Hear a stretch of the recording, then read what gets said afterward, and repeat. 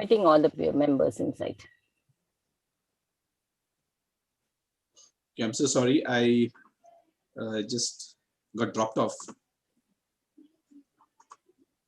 Are you able to hear me? Yes, yes, Yeah. of course. We are.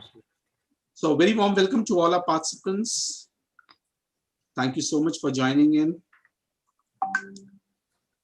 Bhavna, Amit, Arman, Bhavik, Chetan, Dr. VLN, Hilag, Hiral, Nimesh, Preeti, Tushar, Ayushi,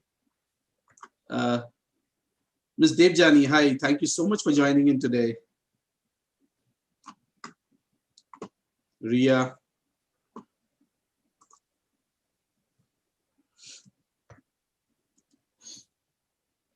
So, well, we are all set to begin with another exciting session on connecting the dots. Good afternoon, ladies and gentlemen. What exactly is the role of HR today? The job description of the modern HR professional involves so much more than administrative tasks such as payroll and benefits, although it is still important. Today's most impactful HR teams partner with C-suite to deliver value on both a strategic and operational level. And with the advent of coronavirus and the rapid transformation of the workforce in its wake, this new HR capability has been in high demand. Workplaces need to do more than just implement work from home policies. One can find a lot of the rebound effect in the way business are managed. Just like our environment, human resources are not unlimited. We need to do well in managing them, sustaining, and being conscious about their utilization. Join us and be part of this very enthralling session where our experts will be sharing their insights and experience on the importance of HR in today's world. HRAI welcomes you all to the session on connecting the dots, HR Rebound, Defined, and Aligned. To know more about HRAI and its event, I would request all our participants to visit the link and details posted in the chat window. It would be great to have all the participants' feedback. We'll be running a poll before the Q&A session. Request all the participants to kindly give your feedback on the session. I now take the privilege to introduce our esteemed speaker panel members for our today's session. Mr. Vikas Shirodkar, Director, Basil HR Advisory Services. He comes with an immense experience of 34 years in the industry. He started his career from HCL, Delhi into training and recruitment. Thereafter worked with Siemens Limited, Kalwa, Atul Products Limited, Johnson & Johnson India, General Motors, served as Professor Emeritus with MET Institute of Management. Thereafter, he started Basil HR Advisory Services, a boutique HR consultancy, and has been teaching and consulting since 2014. He co-authored 2 books, Foundational Skills for Budding Professionals in September 2015 and Cross-Cultural Competency for Global Success, that is in December 2018.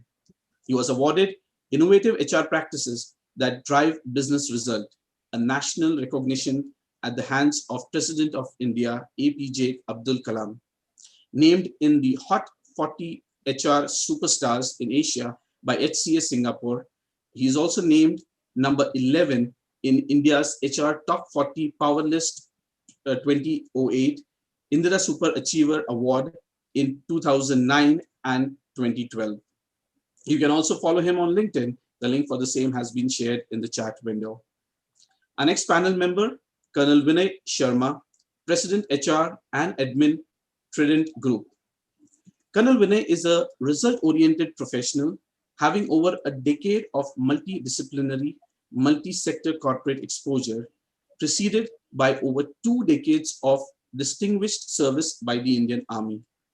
He comes with diverse skill set with proven expertise in the field of corporate public affairs and government relations, policy advocacy and opinion building, regulatory and compliance strategy, image building and reputation management, threat assessment and continuing planning, risk mitigation and crisis management, general administration, infrastructure and resource management, licensing and stakeholder engagement.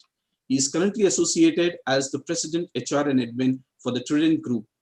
The company operates in two major business segments, textile and paper. Colonel Sharma earlier worked as Balco, GMR Group, and Hindustan Zinc. He is also an alumnus of IIM Indore, College of Defense Management, and Defense Staff colleague. You can also follow him on LinkedIn. The link for the same has been shared in the chat window. Our next panel member, Ms. Aarti Hira Leher, Vice President, Vidwas HR, Vidwas HR Solution Private Limited. Ms. Aarti comes with more than 20 years plus experience in leadership recruitment, search in D&I space of hiring women leaders. Successful executed domestic and international senior mandates for major sectors such as energy, power, oil and gas, infrastructure, manufacturing, engineering and media, and legal. She is an alumnus of Wellington Institute of Management in Human Resource Management and certified Iron Lady Corporate Leadership Program in collaboration with TISS. Privileged to receive Top Global Diversity and Inclusion Leader Award from World HRD Congress and the key member of the LGBT Pride UBS Forum. A social activist, voice for animal well-being, and avid animal lover, currently has 15 dogs and 10 cats run by her NGO for animal adoption center called Jiv Lives Jan that helps support animals' well-being and have been recently nominated as National President of the Animal Care Wing with Anti-Corona Task Force. You can also follow her on LinkedIn. The link for the same has been shared in the chat window. I now introduce our panel moderator for today's session, Ms. Annapurna Swarup, founder and CEO, Emotional Analytics and Co. Annapurna is an HR thought leader, a complete strategist and execution-oriented HR professional with 25 years of experience. Always worked with MNCs, companies, multicultural and geographical in different business models comprising of both public and private, ranging from hardcore infrastructure, manufacturing, aeronautical, sales, IT, health. Always has been a change agent in all organizations and have mostly executed greenfield projects and built the organization in driving organization development, effectiveness, and leadership. She's also a certified behavior assessor and emotional intelligence practitioner. Prior to starting her own firm, Emotional Analytics and Co., she was the CHRO of Inspirage India. You can also follow her on LinkedIn. Details for the same are mentioned in the chat window. I hereby hand over the platform to Ms. Annapurna. Over to you, Annapurna. Thank you. Thank you so much, Peterson. That was wonderful. And good afternoon to everybody. And thank you for joining. I know it is mid-afternoon, and I'm sure you all have just had lunch, and wishing you all a Mahashivratri. And we all also have a very wonderful topic in front of us. So I'm quite excited to talk about this topic, learn from my co-panelists about this topic, and stay tuned and be posting all your questions in the chat box. I promise that I'll take up all the questions of yours and suitably see that we answer them. In case of time shortage, we will get back to you. And that's a very normal statement, but definitely I'll try to get back to you. At least on the LinkedIn, we will do that. Okay. So HR Rebound, defined and aligned. I think post this Black Swan event, the COVID, which we all have gone through, exactly, it is a year that we have just gone through this, and we are just coming back, and we are trying to reset our lives, reboot ourselves and things like that. So let's learn from our three panelists who are there over here, who have been very much experienced in handling their organizations, seeing the other ecosystems, and understanding what has this Black Swan event brought about, what changes it has brought about, how are we going to handle HR, what is business going to look like for us from 21 onwards. So over to Mr. Vinay, and I would like to ask that what do you mean by HR Rebound, redefined and realigned for you, and why is this necessary for us at all, and what are the triggers around this? Let me listen from you. Over to you, Mr. Vinay. Please unmute your mic, please. Thanks, Annapurna ji, and thanks, Peterson, for the introduction. In fact, when we talk about the pandemic and the resultant requirement of HR rebound and redefined, the very start itself tends to draw me back to my army days when during the training we used to be taught that all your plans are going to go haywire when the actual war starts. But still, there is always the importance of planning. You must plan for each and every contingency. You must analyze the task at hand, what can be thrown at you from across the border by your adversaries, so that you are able to react. And here we were facing the pandemic, which was a set piece example of VUCA world, what we call volatile, uncertain, complex, ambiguous, and it was unprecedented. Nobody had plans for such a kind of eventuality. Nobody had ever thought of a pandemic of this level. We take pride in being professionals and do our business contingency planning in a very, very professional manner. But then the fact remains that we were just taken by surprise. We had no plans, and this was a kind of warlike situation where you have been sucked into a war unawares, which has been sprung upon you by the adversaries. Things are simply beyond your control. You don't know what to do. And that was the challenge for us, the people who are at the planning board, to come up, to go into our data bank of various contingencies that we had brainstormed, war gamed, debated, either selected it for using it, or maybe discarded it as something which just cannot happen.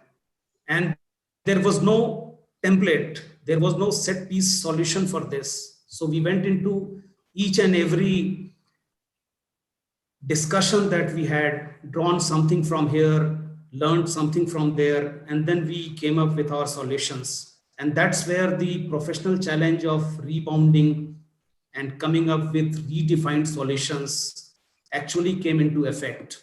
And we started calling it the new normal. The new normal was nothing but a mix of tailor-made solution for this specific pandemic, whether speeding up our process of digitalization, whether scaling up the facilities earlier being given only to a selected member of our community, work from home, work from anywhere, whether coming up with more empowered force, giving them facilities, giving them some leeway in terms of flexible timings, doing away with the biometric attendance, of course, with an aim of ensuring safety and other EHS aspects.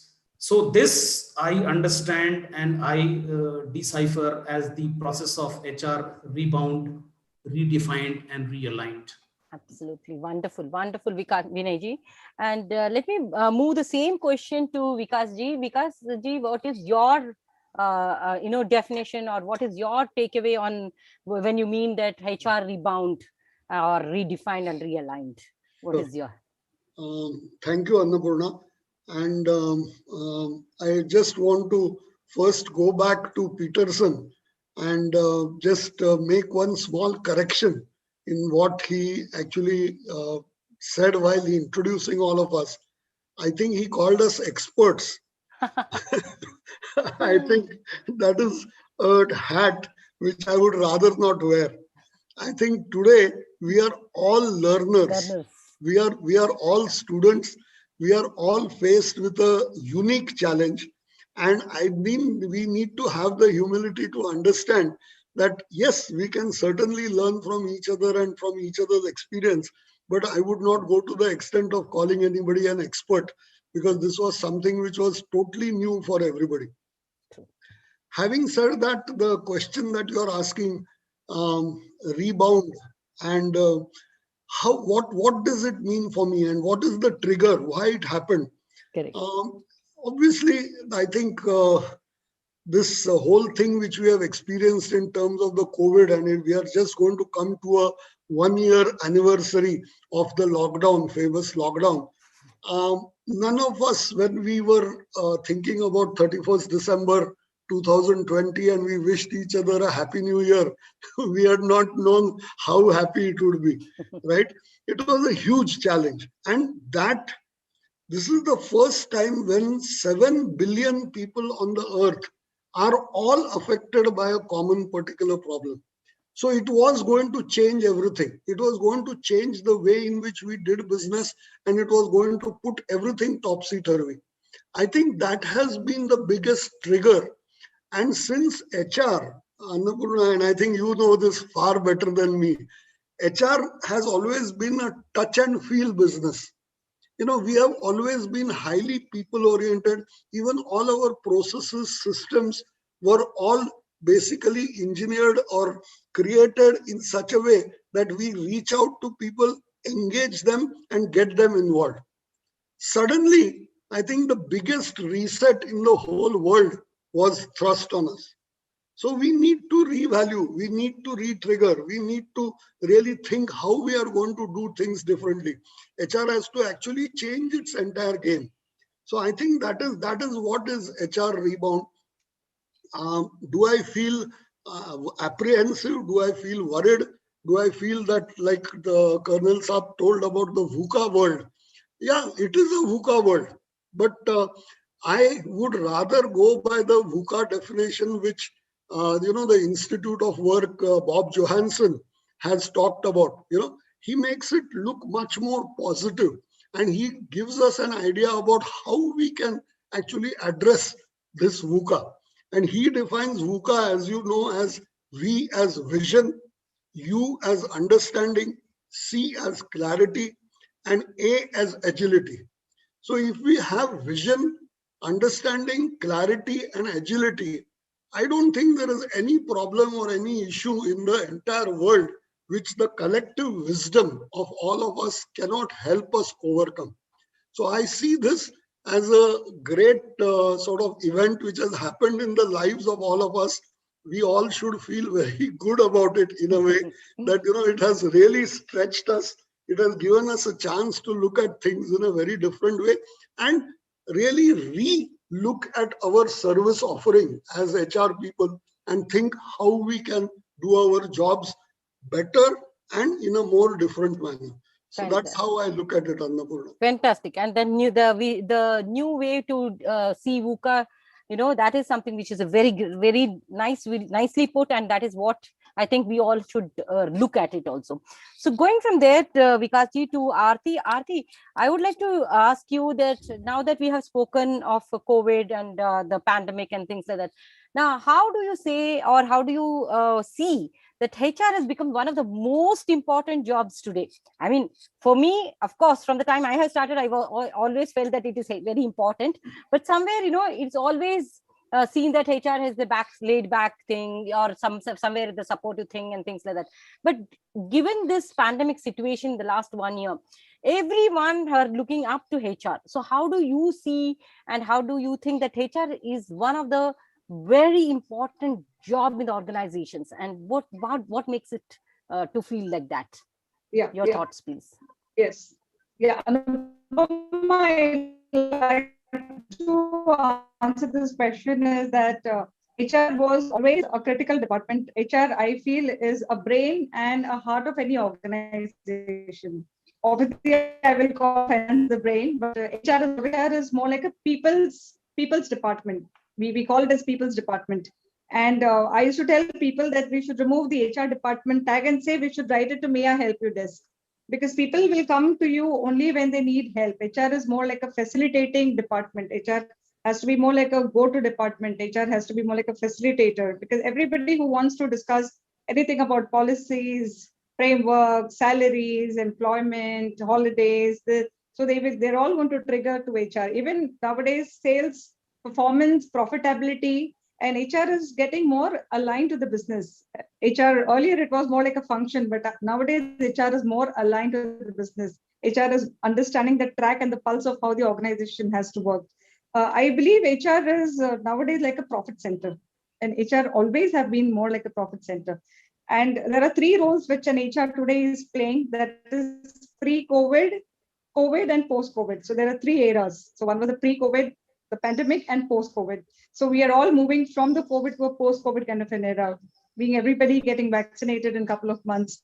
And there are a lot of new HR policies, and HR is doing a lot of transformation. I see an HR moving on to a lot of transformation and a digitization of self, where they are talking about a lot of HR policies right from employee health. They're talking about a lot of digitization policies, IT policies.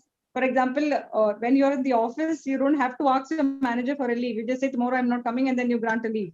But now everything is going to be more like a system driven. So HR is getting everything right from a system driven. A lot of companies have arranged mental health programs, okay, because they believe that the mental health of people has to be intact.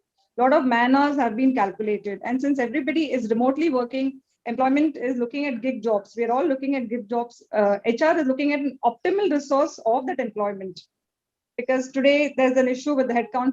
Companies might have an issue in terms of survival, salaries, and everything is being redirected and rerouted through HR. So HR is playing a very strategic role. It is actually kind of framing people, it is bounding the employees, the business, and they are doing a lot of internal stakeholder management. I think HR has to be very good at internal stakeholder management, be it the business and be it the employees. So here on the right hand side, you have the employees, and left hand side, you have the business, and they're going to be like a key stakeholder management in between both the players.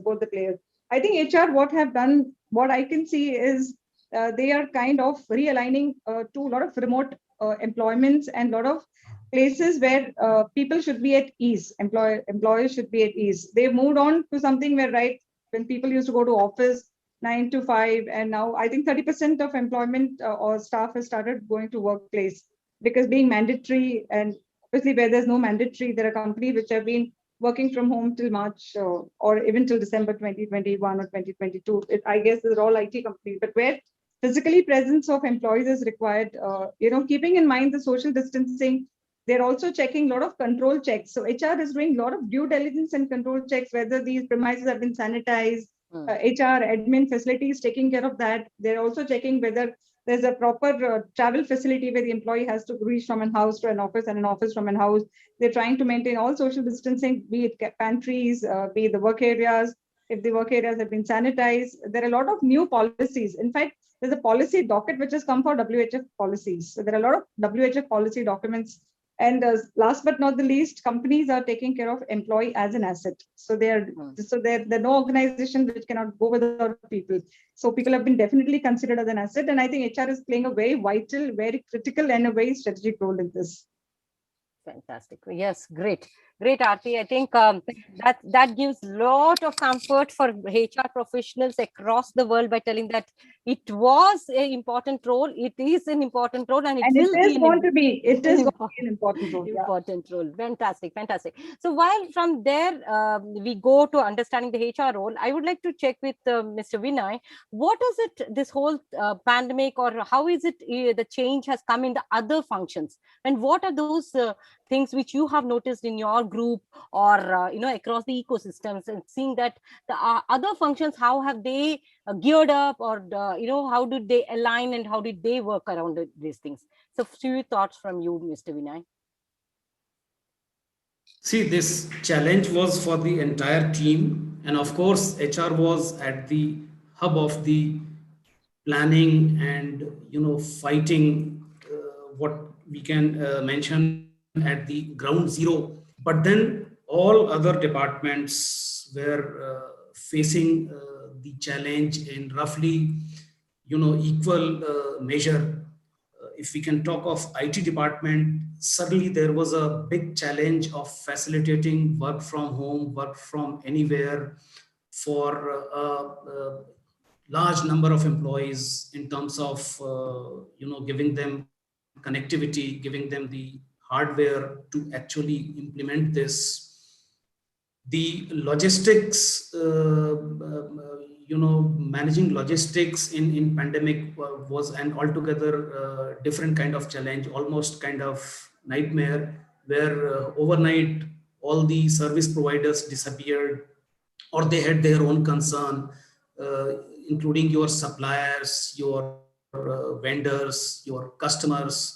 The marketing and sales department had their own concern. The orders started either getting cancelled or deferred, including the customers across the world in US and UK, where the pandemic had taken an altogether different dimension.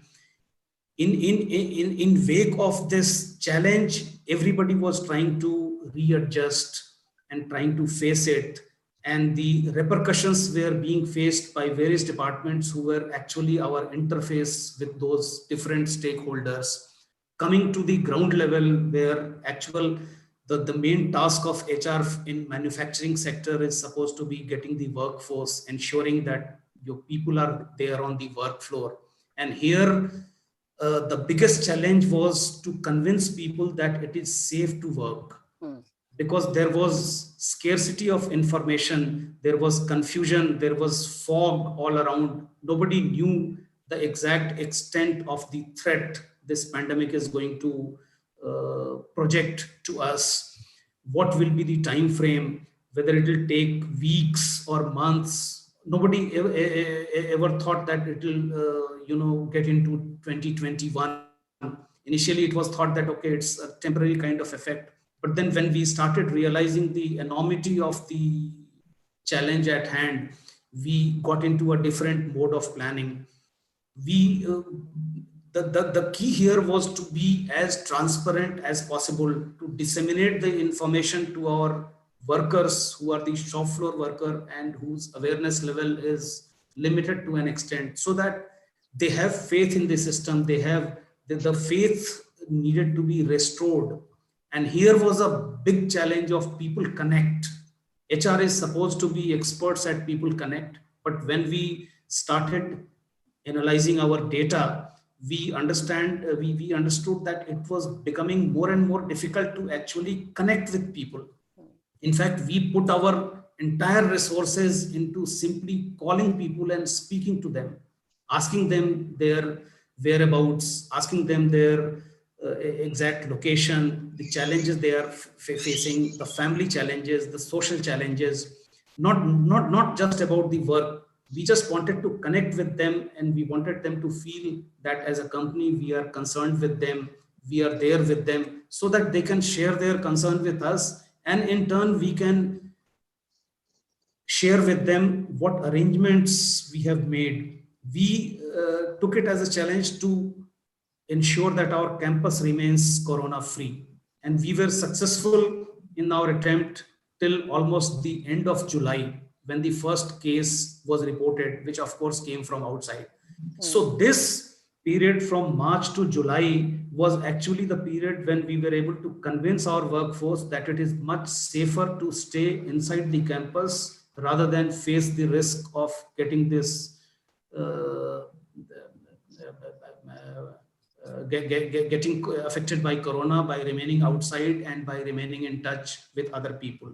Other confidence building measures, like giving them flexible shifts to work, giving them flexible timings to report, removing the biometrics, giving them special leave, telling them that we'll take care of them, including the hospitalization. We will take care of the families. Directly, we had around 15,000 people connected with us. But if you see the indirect connection, it was over 30,000. So we took it upon ourselves that the entire 30,000 families are part of our family and we need to take care of them. Wow, so altogether, different departments becoming a team and then ensuring business continuity was the actual aim, which today, while looking back, we are very proud that we were able to achieve that. Super, fantastic. I know it was I'm sure it would have been a very tremendous job over there. Definitely, it is easily said in sentences, but doing and executing that at that point of time would have been really, really hard, really hard. Well, I come back to you, Vikas ji, and you were telling that yes, this crisis is good, and we should all have such type of crisis to understand a lot of things and all. So I would like to come back to you and ask it: what are the opportunities which have emerged during this crisis, and how are they leading the workplace? You know, in for the different workplaces, how it has been there? Because if definitely we all have gone through this crisis, and earlier such crisis we have all have not faced it. But what kind of opportunities have emerged? And how you have seen such kind of opportunities which have come out in different ecosystems, and how the workplaces have optimized on such opportunities. Over to you to listen from you then. Sure. In fact, I would like to answer by also relating to something which Colonel Saab talked about.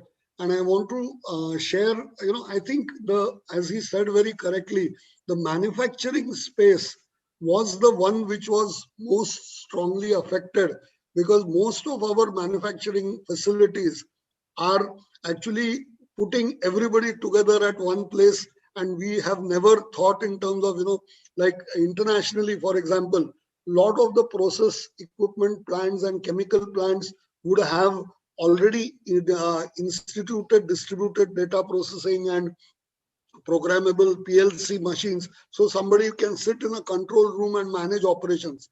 But if I give you examples of some of my clients, Atul Products, which is a chemical company 200 kilometers from Bombay, they have very old technology. They have very old manufacturing processes, lot of manual processes. So they had no way in which they could segregate and ensure that. What this meant is that literally they had to initially take a hiatus, literally stop all manufacturing to think through how they are going to be able to continue to manufacture while maintaining safety and security for the employees, and the social distancing which was required in their old plants. But on the other hand, other companies like, medical profession, we all know that our pharma companies, our medical reps and all that have been always going into the field, meeting with the doctors, meeting with the chemists and stockists, and really pushing their product. Suddenly nobody wanted to meet anybody else, much more so the healthcare professionals, because they were that much more aware of the risk and the problem.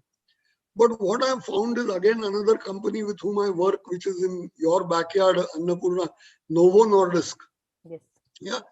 Now, Novo Nordisk has actually used this opportunity to create online patient education programs, Correct. online doctor detailing, and they are actually seeing that while they had a small dip in terms of the way in which their business reacted, after that they have been able to significantly recover. And if I talk to the sales managers and even the medical reps, they all feel that because of digitization they are able to do more. That is the interesting part. They are able to reach out to much more number of doctors. They are able to reach out to much more number of patients, while earlier if they were constrained by physical space. Since now it has gone into the internet, the world is your oyster. You are able to actually engage with so many more people and do things in a very, very different way. So these are really the challenges not challenges, I should say, these are the type of opportunities which have also come up significantly. Great way. And you have been one of my followers, so I am a very avid blogger. When this COVID thing first came in, I had written a blog called "A Crisis Too Precious to Waste." Okay, at that time it was bluster. It was bravado. I was really not knowing much of what I'm talking about, but I still thought that this will be a crisis which we can leverage to our advantage. When it came to December, when 9 months had gone by, I have again written a blog in which I have said what are the 15 things which I have learned, 15, which have radically changed my skill set and my approach and my mindset in terms of handling the issues which are there. So I think that, any crisis gives you an option of going in two different directions. It is how, as organizations, we are ready to rethink our strategies. Rethinking is required. You cannot do business in the same way as you were doing in the past. Doesn't make sense. Yeah, it is a new world. Yeah, it is a new world, and since it is a new world, you require new strategies. But if you look at it as an opportunity, rethink your processes and systems. Lot of lot of IT work, IT backbone has to get created. Lot of reassurance of the employees that their basic issues we are there to handle them, and you just concentrate, focus, try to see what you can do in these constraints.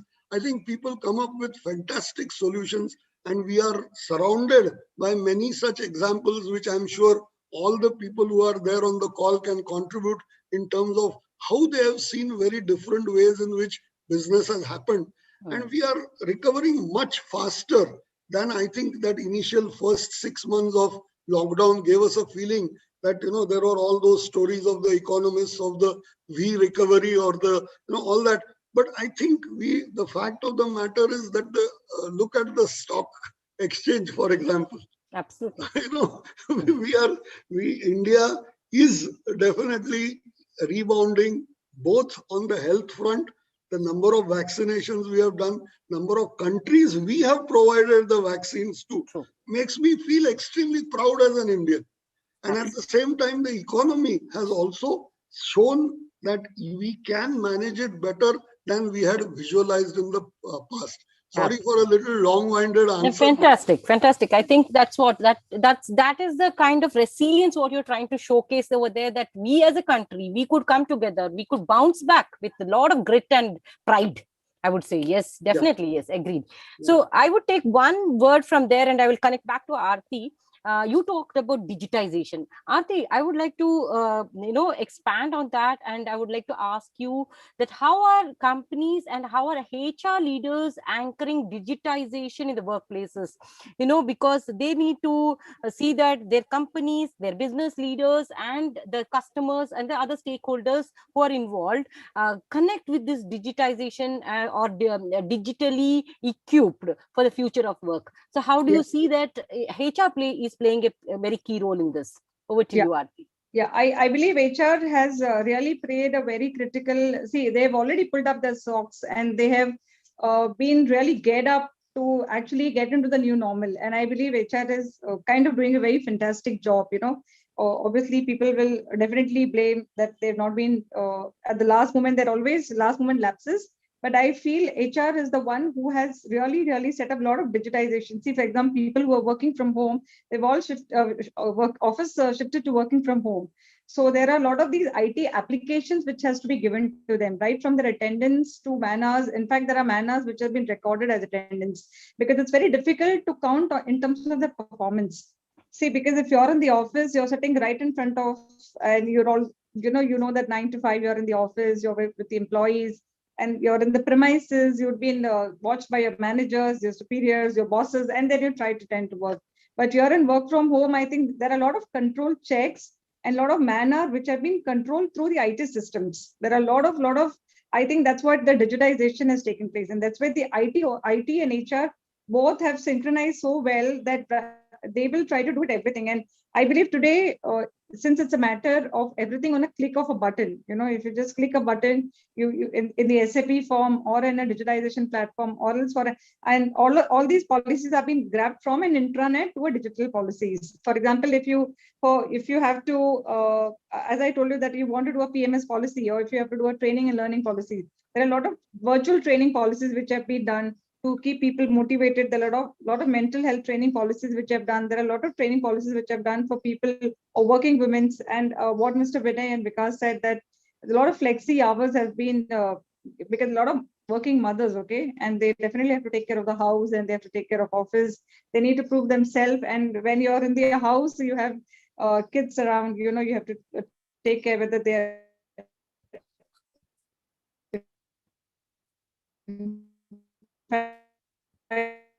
are online. Aarti, maybe you can switch off your video because there is a lag. On time. Aarti, you can switch off your video. Challenging where right from a remote place to an unremote place, which has been controlled. And I have seen a lot of Aarti, maybe you can switch off your video because it's taking away, you're consuming your bandwidth so that your voice would come clear.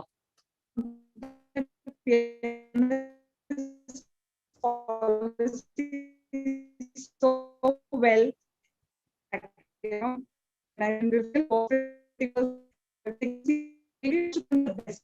So that I improve myself at best. When it goes to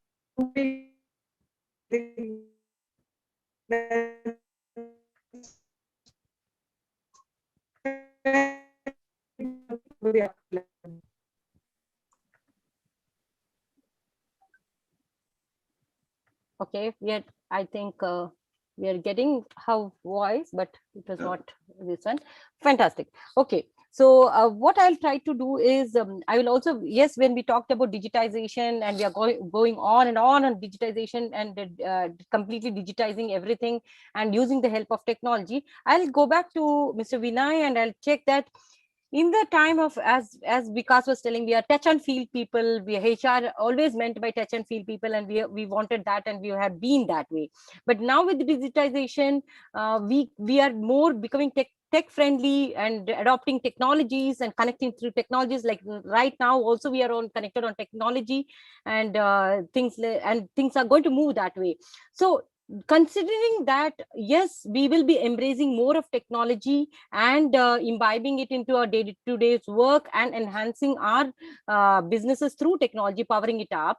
Vinayji, I would like to understand, how can we keep the employee morale and motivation up while we are considering that digital fatigue is also raising in the employees? So how are you seeing in your group, with a large group which you're working, how do you see that? How can you balance it out? Or what kind of measures you have put in place, or you're going to put in place? What are the thoughts around this, please? See, when a pandemic of this magnanimity is looming around us with hardly any expertise amongst us to actually handle it, it's but natural that the morale and motivation of the people will be on the lower side. And that's where there was a huge challenge for the HR department to ensure that the workforce remains motivated. In fact, motivation is at another level. Here was the challenge to connect and engage. As I said, our entire workforce got busy in calling people, speaking to them on a daily basis, preferably twice a day. And once we were able to get them back to the shop floor, once the numbers started increasing, then we started with the awareness session, meeting them in small focused group, talking to them, sharing their challenges, and sharing with them the information that we have been able to gather about the pandemic and the guidelines which are coming right from the central government and the state government, and which we are actually implementing at the ground level as countermeasures. And as more and more such sessions started happening, we realized that we are getting that factor of trust and faith back to where it actually should have been. Our workforce started believing in us, and seeing is believing. When they saw the kind of measures being adopted right at the entry point, where thermal sensing is taken place, there people are first being taken to the dispensary for a health checkup and then being brought to the shop floor. So the priorities were being shown to the people that first priority is your health and safety. Second priority is the actual work. As long as we have a healthy, safe workforce and which is fully engaged, which understands that yes, the organization cares for us, the organization is sincerely interested in our well-being, then of course the work part will be half taken care of. Like we say, a motivated person automatically delivers much more than what he is supposed to. So aim was to first start with connect, then engage, then bring them people to a motivated state. And in my organization, our chairman is very fond of one phrase, from happiness to prosperity. He keeps telling us that if we have a happy workforce, we will prosper together, we will advance together, we'll go to the next level together. So our challenge was to make this demotivated, demoralized workforce, convert them into a happy workforce. And that's where whatever we promised them, we did them, we delivered it to them, including we have a thriving township where 550 families stay. We have a hostel where 2000 plus young members stay. We ensured that nobody had any reason to move out of the campus.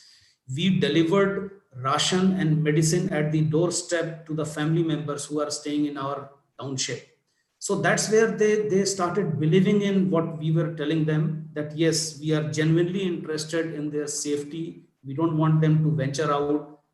We want to keep the campus corona free. And also, like Vikas ji says, he said there is an opportunity in every crisis. There is a famous saying, never waste a crisis. So we also looked at this crisis to do something new, which either we had been planning, but we could not do because of some constraints, or which came to us as we started thinking in terms of bouncing back. And there we ventured into new product development.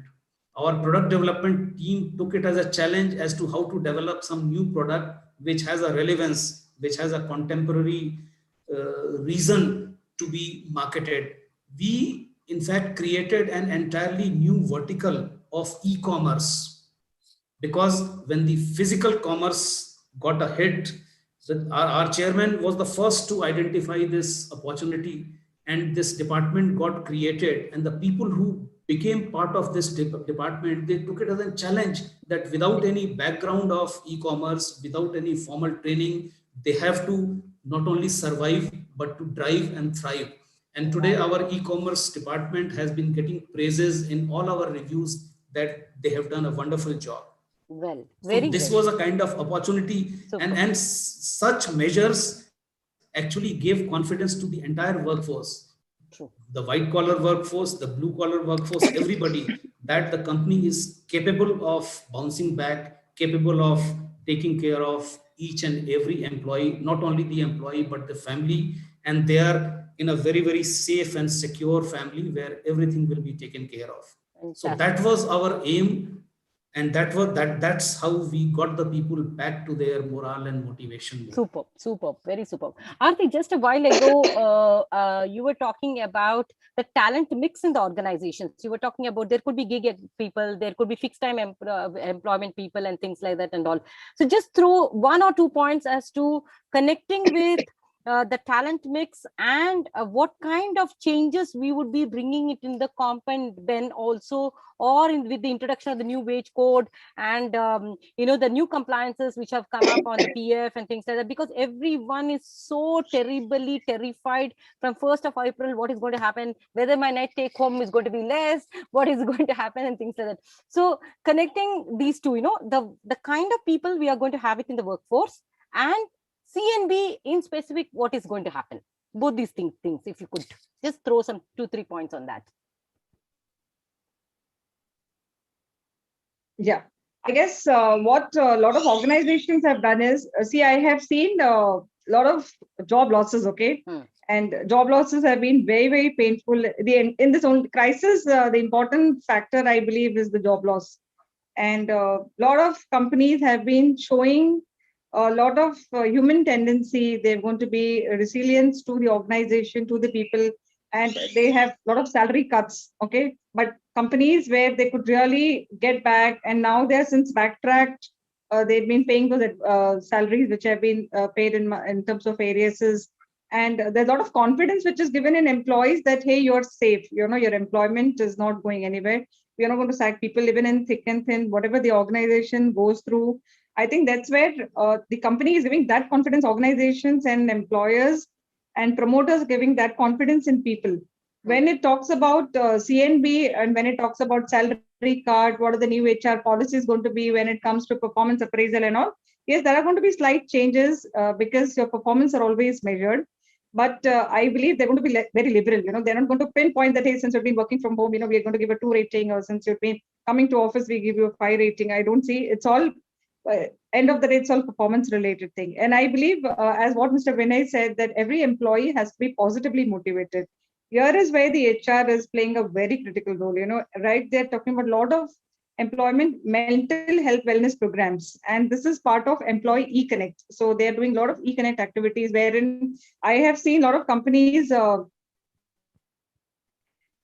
giving an online 50 minutes or 30 minutes exercise at home. They're telling people to be mentally fit, physically fit. They're telling people to have a lot of proper diet and stuff like that. So mental health, physical health, and positivity, and obviously the work. That's where a person can be more positive and productive. I think that's where HR is creating a lot of, and that's where they're creating a platform for people to connect. Okay, yeah, thank you from there. And I believe if you had to rush to another call, so you just let us know if you are comfortable to stay few more minutes, or else, yeah, you can always let us know if you're dropping off. So no, I'm there. My other colleague is taking care of it. Oh, fantastic. Thank you so much.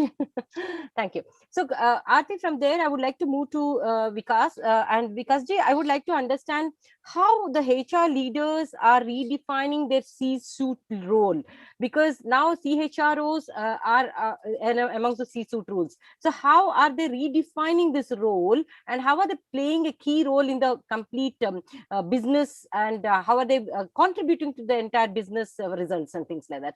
So what is happening as a C-suite role for the HR leader over there in the organizations?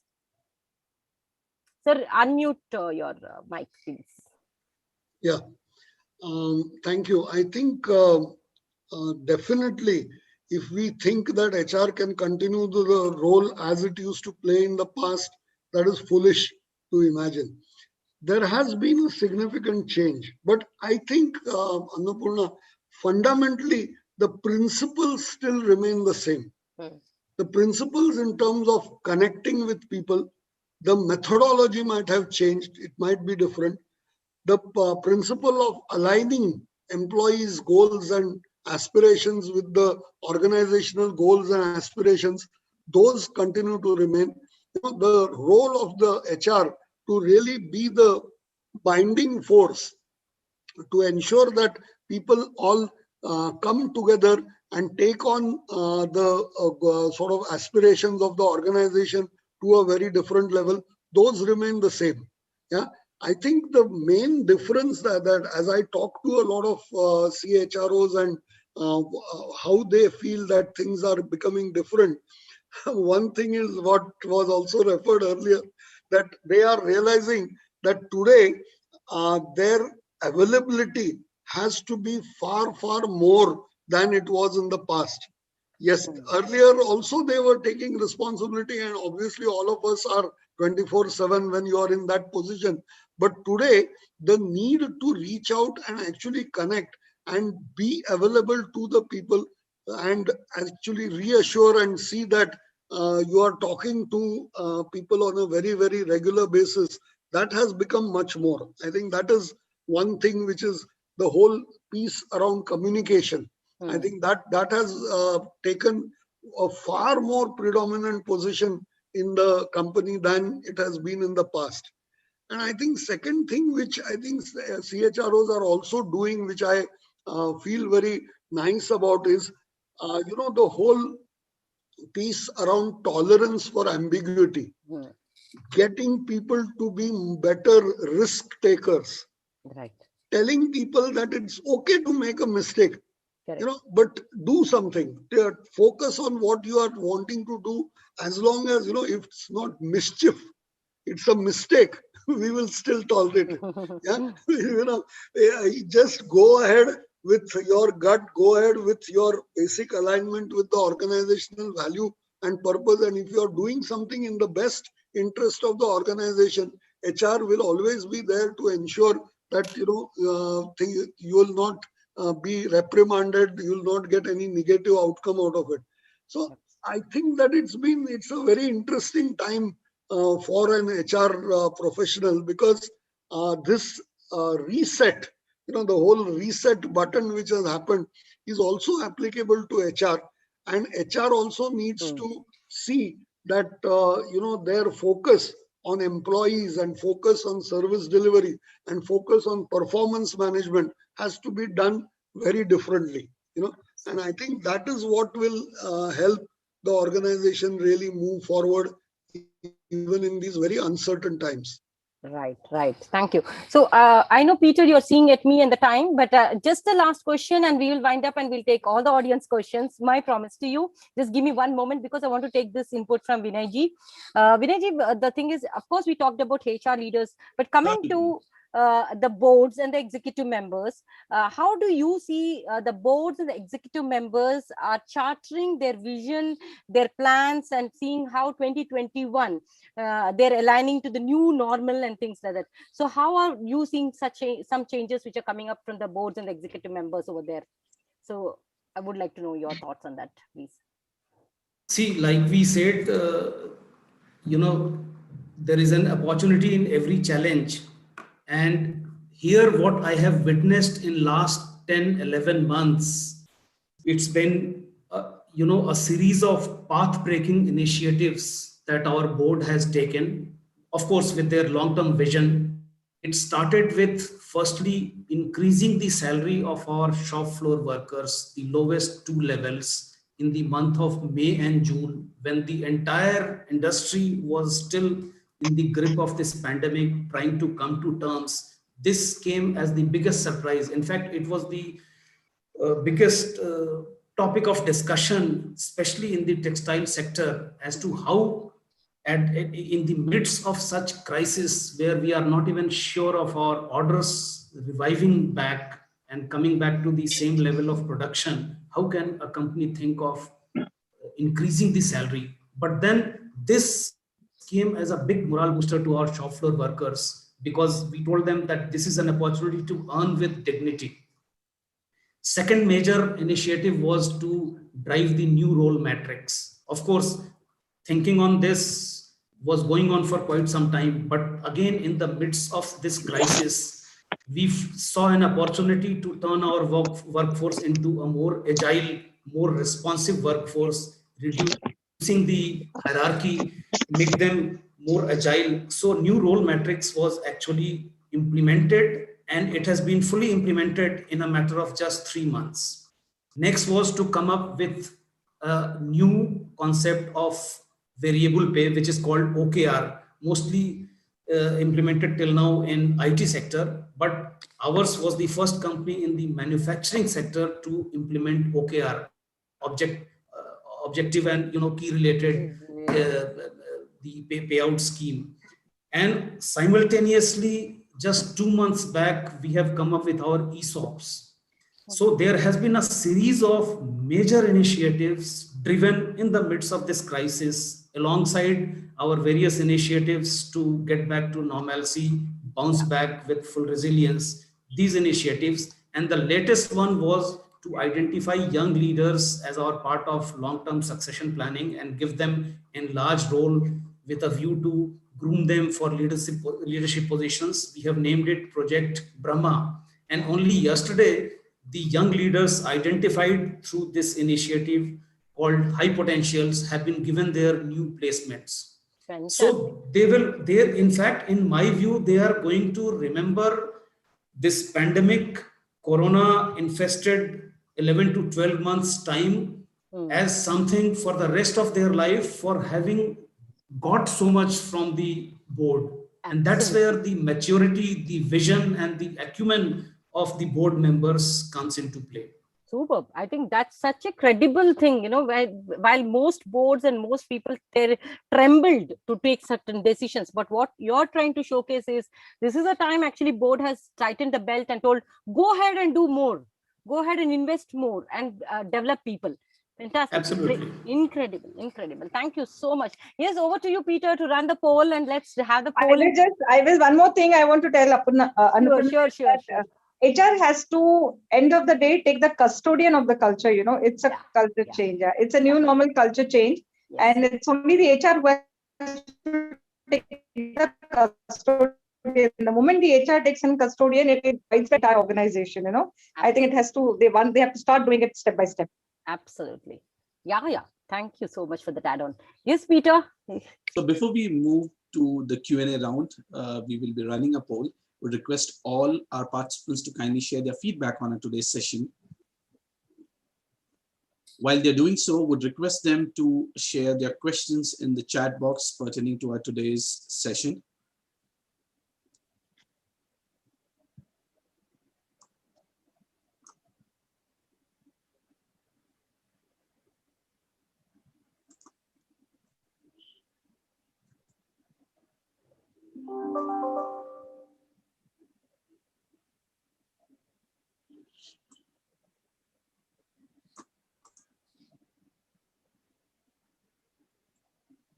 So yes, Annapurna, we can move ahead with. Okay, I think 50% has answered. I see that 50% of the crowd has answered.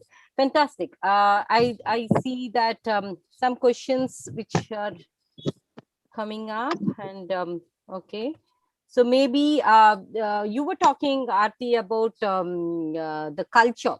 So I would like to take up this question from which has come. How do you ensure that existing organization culture not impacted negatively in the process of HR change management?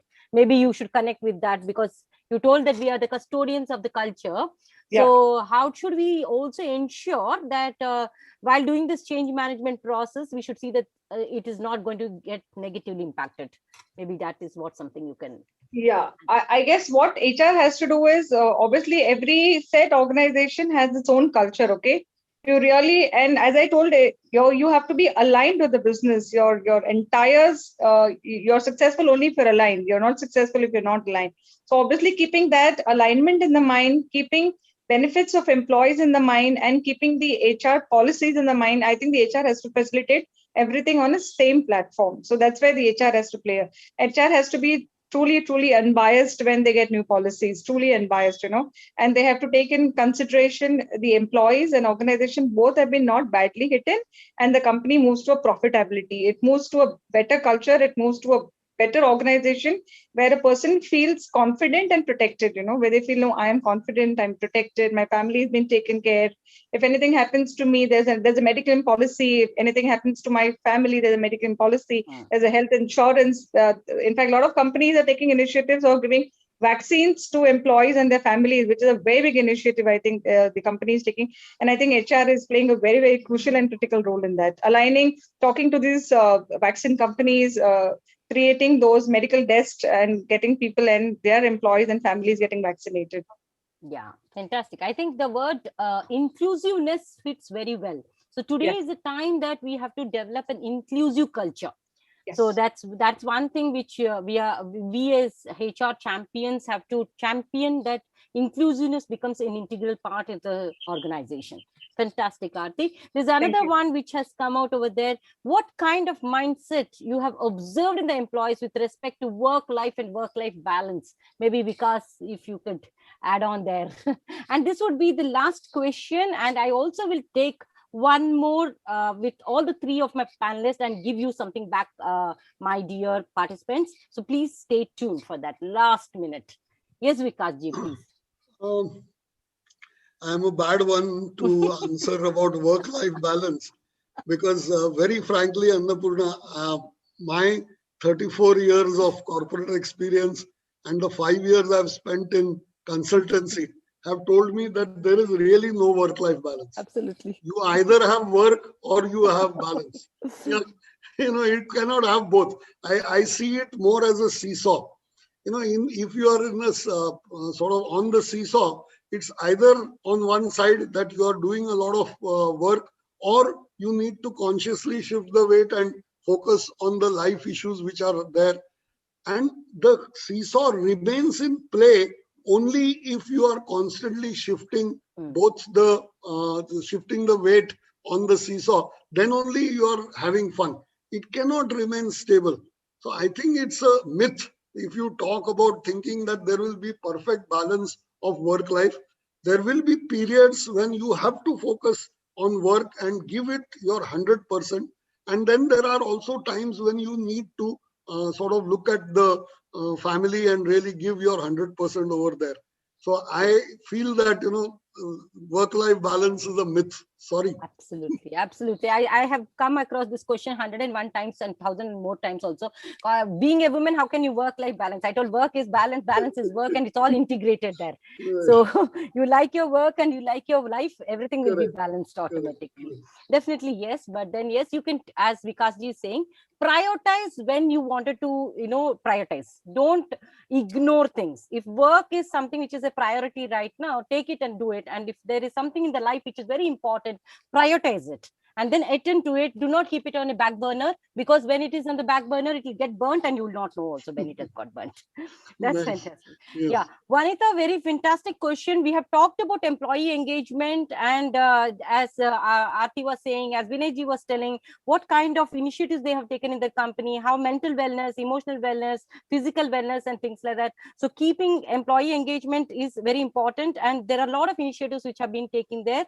And of course, the complete culture is also being talked about. So I will, because we have already stepped on to 5 minutes past 4. So I will ask each of my panelists before we wind up our session, one word, ek kaam ki baat mujhe bataiye, and then we will wind up. Only one word. Please do not give a big sentence for me. Aarti, over to you. Just give me your one word today for our viewers, telling that having attended the HR Rebound, Redefined, and Realigned, we are. So one word for them to take away and go, even though if they have not paid any, any attention to whatever we have spoken. One word that let them take it. So the mantra for me in this crisis is survival of the fittest. Okay, so let us take, Aarti says survival of the fittest. So just survive and get along. Okay, fantastic. You should just do that. Upskill yourself, reskill yourself, rethink yourself, relearn yourself. That's it. Okay, survival of the fittest. So just be there. Okay, I'm remembered of Charles Darwin. Okay, thank you. Vikasji, what could enjoy be the challenge. I would say enjoy the challenge. Enjoy the challenges. Don't crib and cry over the challenges. Take challenges and move ahead. Fantastic. Vinayji. Nothing is impossible. Nothing is impossible. Wow, wow, wow. What a kind of 3 affirmation statements we are closing on. Survival of the fittest, enjoy the challenges, nothing is impossible. I think these are the 3 bigger takeaways out of today's panel discussion. Thank you very much, co-panelists, and I have enjoyed thoroughly the whole of the last 1 hour. Thank you, Peter, for giving us this opportunity, and thank you, viewers. We're staying tuned with us, and we'll all get connected on over the LinkedIn platform. Ask us questions, ask us, connect us, and HR is important then, now, and future. Thank you. I sign off. Thank you. Thank you so much, Annapurna, for taking us through this wonderful, enlightening journey on how HR need to realign, relearn, redefine themselves strategically. Thank you, dear panel members, Mr. Vikas, Mr. Vinay, Ms. Aarti, for sharing your insights. To all those who wish to share and learn, you can also access the recording of our today's session on our YouTube link shared in the chat window. Before we conclude with our today's session, we would also want to thank all the association members, Geisha, NASCOM COE, ClipTalk, Talgrow, TLE, LinkedIn Local, and Ahmedabad for supporting HRAI event. To know more about these associations, request you to kindly visit the links provided in the chat window. Do join us for our next session dedicated to all our working women as Team HRAI celebrates Women's Week as we care for their physical and emotional well-being on the topic Working Women Wellness by Dr. Meena Shah on the 12th of March 2021 at 3 p.m. Indian Standard Time. To share within your group, and let's have all our working women colleagues benefit out of this wellness session. Request you all to kindly register for this event at the link mentioned in the chat window. That's it from us today. See you soon. Stay safe, take care, and keep learning. Thank you. Thank you. Thank you. Thank you. Thank you so Thank you much. very much. Thanks. Thank you very much. Thank Thanks. you.